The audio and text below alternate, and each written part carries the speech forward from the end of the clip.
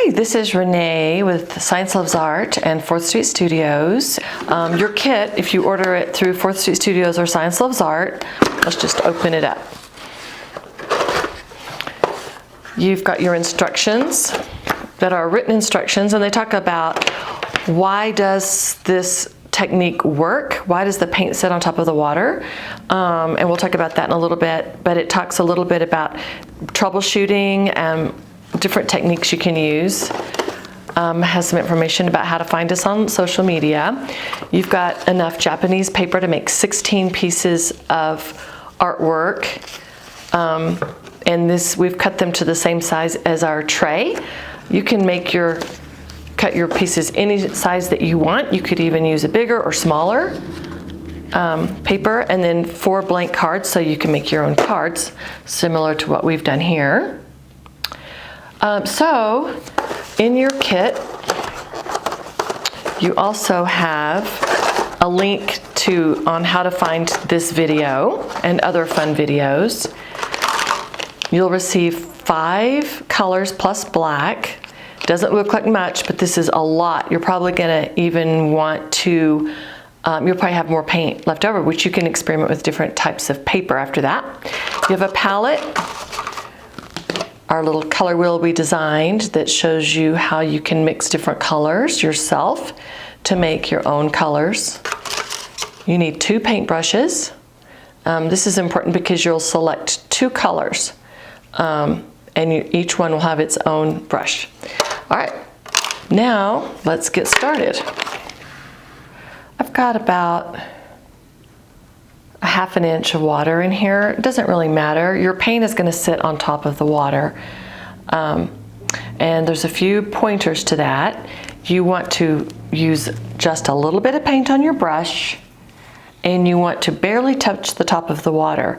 The rest of this works because of science.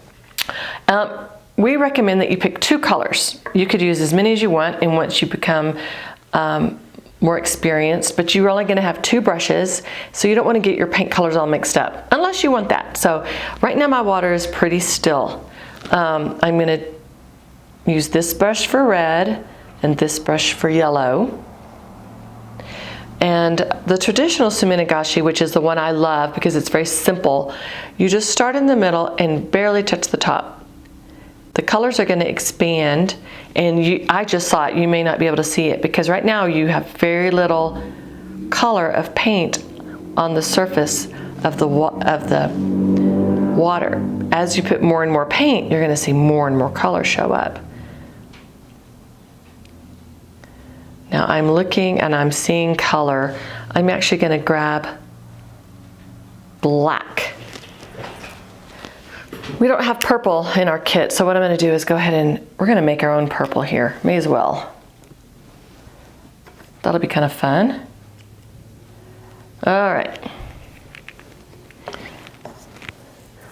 So we've got purple now and yellow. Our design is still there. It's on top. You'll be able to see this better. All right.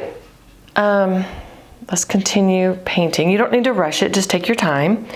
You're going to put both of your brushes kind of perpendicular to the water, straight up, because you want a single dot to touch the paint. If you use your paintbrush this way, it's not going to make a precise point. All right, are you starting to see the colors? Our colors are becoming more and more concentrated on the top of the water. And in traditional Suminagashi, they'll use huge vats of water, and they'll do this for hundreds and hundreds of times to create these big circles that organically move. You know, the air, if you touch the table, even me, you know, as I talk right now, is affecting this. So there's lots of different things that affect your design. That's what makes it so fun and organic, and that's one reason that we love this as a kit. It's so relaxing to do the art. It doesn't really matter what your paint turns out to look like. It's about the experience and creating through discovery and just enjoying yourself. That's mainly what we try to focus on in our studio, and the kits that I create and that we create here and with Science Loves Art is we don't want you to feel like you have to be an artist, or we also don't want to tell you exactly how to do it. This is just an introduction. You can experiment, and you're going to find so many cool ways to do this that hopefully you'll share those with us. Okay, I'm just going to continue to go. Now, notice that I barely touch the paint on the water. If I were to dip the brush really deep, a lot of the paint would just fall to the bottom. And if that does happen to you, it doesn't matter. It just means that you've wasted some paint, but it doesn't really matter because you're going to only print what's on top of the water. All right, this is looking pretty good.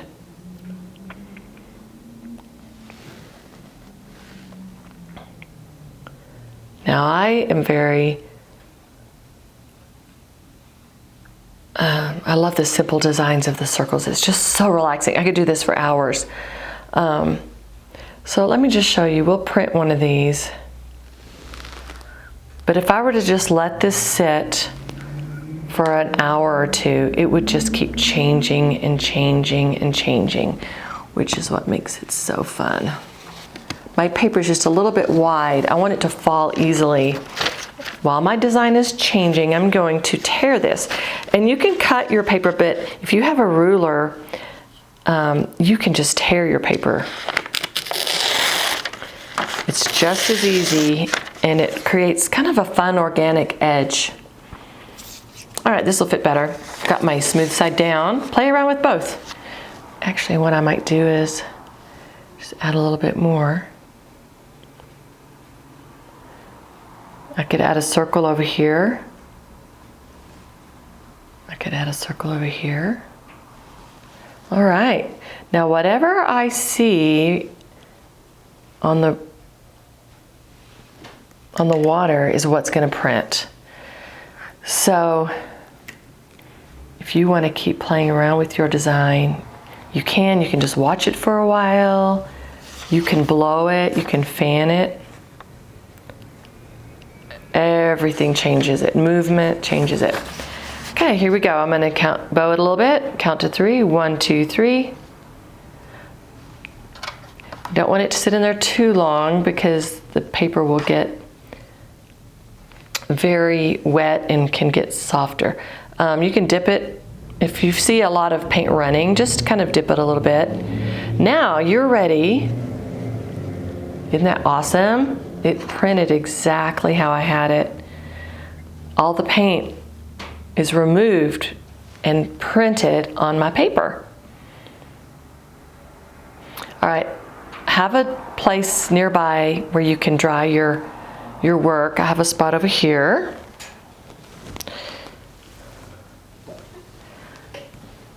All right. Now, there is still some paint remaining on top of my water, which is going to keep my next print from expanding. You can take a piece of paper, just a scratch paper or napkin, and just kind of just take it across the top and try to remove some of that. It doesn't really make that much of a difference, but if you have, after you've printed 3 or 4 times, you might just want to get clean water. That's what I usually do. All right. Now I'm going to show you, we're going to change it up a little bit. I'll add a little bit of black. And you can see I only used a couple of dots. I still have plenty of paint here left. And I already have one in my print. So you are going to have leftover paint most likely. And I'll show you a few things you can do with that. Let's do yellow and black. Ooh, now another cool trick is you can barely touch your brush in the water. But let's say you want your black circle to get really big. Just keep holding it in there. It'll keep going. You can kind of almost even draw on the water.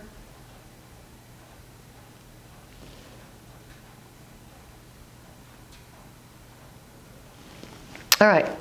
Let's go a little bit more. I think I'll add some over here. See how that pushes in? That's so fun. You can do whatever you want. This is so fun for little kids. It's fun for parties because everybody just, I mean, we take turns and everybody creates something and we have fun watching what everybody's creating. We do parties here in the studio and we sell these kits for birthday parties. You can do them at your house, or they're fun gifts. Now that's pretty fun right there. But I want to show you guys, if you take the end of your brush and you just kind of draw a line, you'll create some movement in the water. And these little swirls just go. We have a little video on Science Loves Art about fluid dynamics and how like the water moves. Okay, I'm just gonna let it move a little bit more while I trim another piece of paper a little bit. Look how cool that is.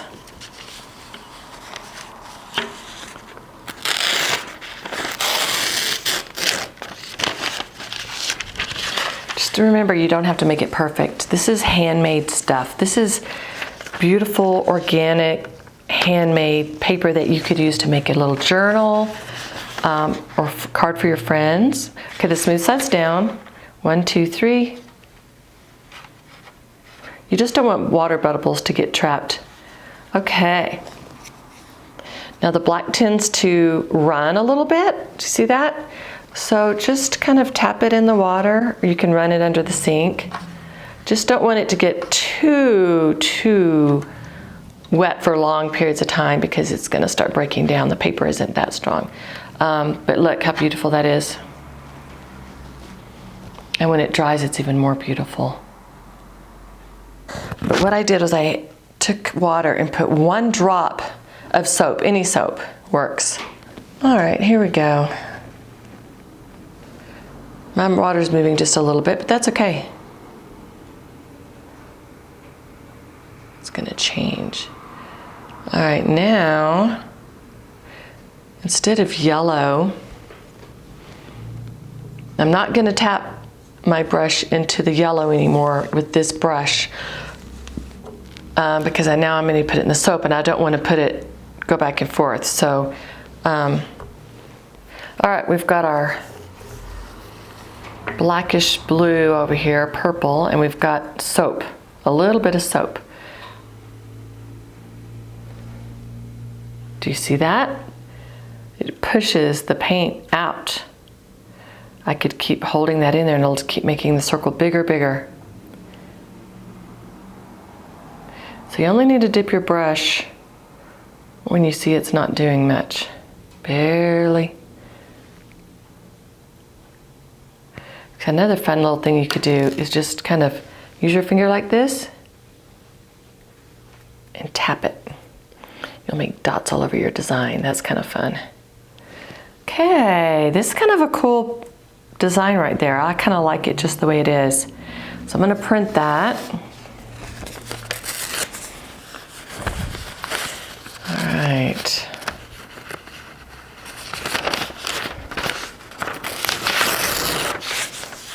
Now if your Japanese paper gets wet, don't print because it will not go where you have water. Only use it if it's completely dry. All right, let's see what we can print here. 1, 2, 3. Ooh, nice. So you see the little dots and lots of white? That's really pretty and fun. Okay.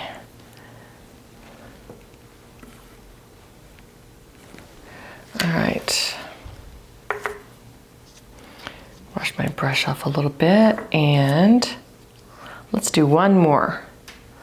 Let's do you want to do a different color? Let's do red with something.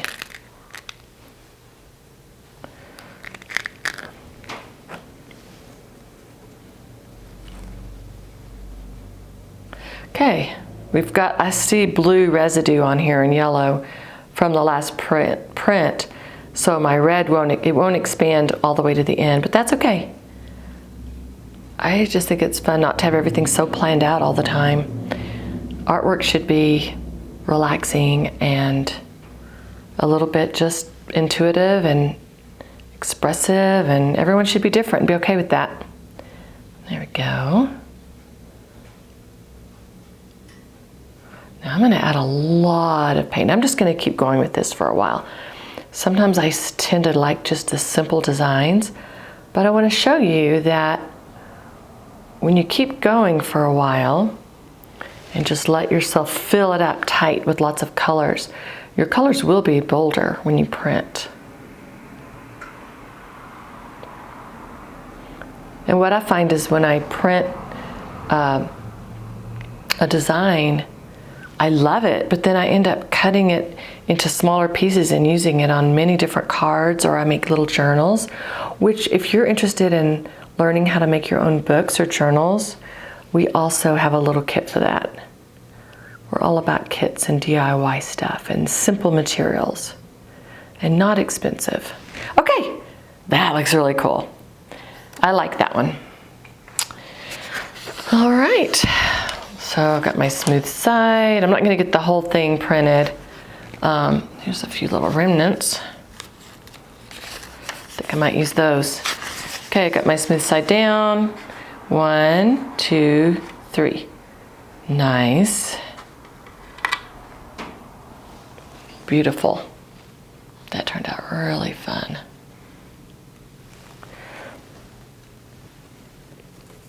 Okay, I've got a little bit left.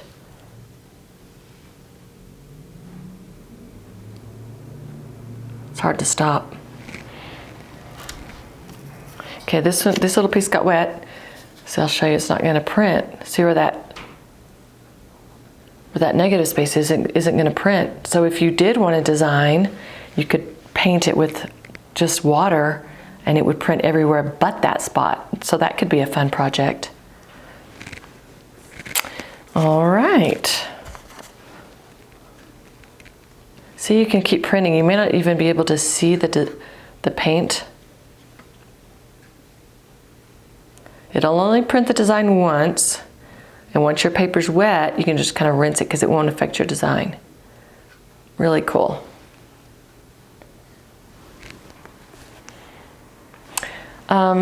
This is something that we discovered could be used with your remaining paint. So this is copy paper that is not included in your kit, but use any paper you have laying around the house and fold it into different shapes. Get this wet, get your paper wet and fold it into different shapes. I'll show you how I did it. I did a fan. Now with this paper, copy paper, you want to get it wet because it's going to soak it up, kind of like a watercolor paper or something. You know, it'll soak up the colors and give you these really cool dried. See how the colors blend when they dry? You could use that as stationery, write your friend a letter. Okay, I'm going to fold it like this. The full page, I just want a little bit. Now I'm going to get it wet because this is copy paper. It's not my Japanese paper. Okay, squeeze it out just a little bit. Now, I'm going to tap it into the corners there. It's going to absorb. I mean, it's better to do something fun with your paint that's left over than just let it there to dry. And you know, that's why you don't want to use too much paint. Don't just put a few drops at a time. You can always add more, right? All right, it looks kind of messy, but I love how it's going to look kind of like a tie-dye when it does. I'm going to let this dry. Tomorrow, I can open it up, and then I can see that little design and texture. You could do this with silk or other fabric. Silk is really easy, the easiest fabrics. You don't have to treat it or anything. And I like Suminagashi because you don't have to treat your papers either. It's ready to go. Unlike the Turkish marbling where you do have to treat the water so that your paints will sit on top, because the paints are a lot heavier than these types of paints. So anyway, thanks for purchasing your kit and supporting Science Loves Art. And please let us know, send us an email or comment on the YouTube channel, and keep watching for more fun projects.